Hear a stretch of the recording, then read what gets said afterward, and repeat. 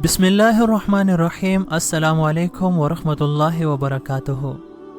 मैं हूँ ताहिर हनीफ और मैं अपने तमाम मुअज़्ज़ज़ नाज़रीन को मिशाले राह के इस प्लेटफॉर्म पर खुशामदीद कहता हूँ।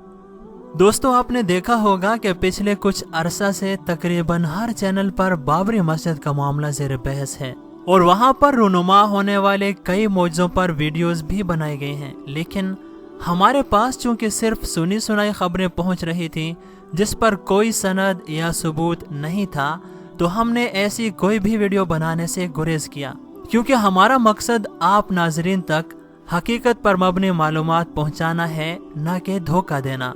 चुनांचे आज की वीडियो में हम आपको तफसील से बताने वाले हैं कि बाबरी मस्जिद का असल नाम दर हकीकत क्या है और इस सारे तनाज़े की जड़ें तारीख में कहां तक जाती हैं। लेकिन उससे पहले हमारी आपसे इल्तिमास है कि अगर आप हमारे चैनल पर नए हैं तो चैनल को सब्सक्राइब कीजिए और दबाइए ऑल नोटिफिकेशंस बेल को, ताकि हमारी हर आने वाली वीडियो आपको मिले सबसे पहले। और इसके साथ साथ वीडियो को लाइक करना और दोस्तों के साथ शेयर करना न भूलिए।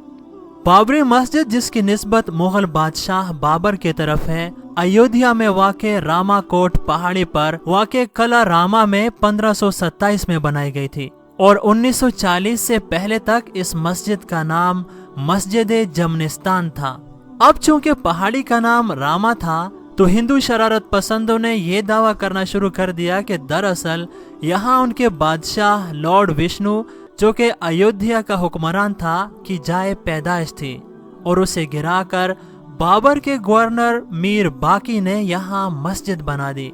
इसलिए चूंकि इस पर फरीकैन यानी कि हिंदू और मुसलमानों दोनों का दावा है, तो ये बाकायदा एक तारीखी मौजू है जिस पर बहस होती रहती है, जब भी इसे अयोध्या डिबेट भी कहा जाता है। लेकिन हुकूमत और मुतल्लिका इदारों ने हिंदुओं के इस मन घड़त दावे को रद्द कर दिया था।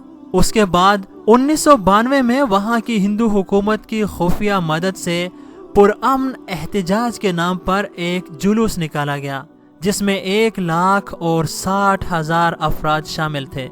इस जुलूस की क़यादत ने हुकूमत वक्त से मुआहदा किया कि जुलूस पुरअमन होगा और बाबरी मस्जिद को कोई नुकसान नहीं पहुंचाया जाएगा। लेकिन इसके बावजूद हमला करके बाबरी मस्जिद को शहीद कर दिया गया और फिर तकरीबन 3,000 बेगुनाह मुसलमानों को शहीद करने के साथ साथ उनकी अमलाक जलाई गईं और ख़वातीन की इज्जतें लूटी गईं। ये अलग बात है कि बाद में वो सब के सब कहरे खुदाबंदी का शिकार हुए और बुरी मौत मारे गए। दोस्तों, ये थी आज की वीडियो, जो कि उम्मीद है आपको ज़रूर पसंद आई होगी। तो इसे लाइक कीजिए और अपने दोस्तों के साथ शेयर करना न भूलिए। हम आपके साथ मिलेंगे एक और निहायत ही खूबसूरत वीडियो के साथ। तब तक अपना ख्याल रखिएगा और हमें दुआओं में याद रखिएगा। अल्लाह हाफिज़।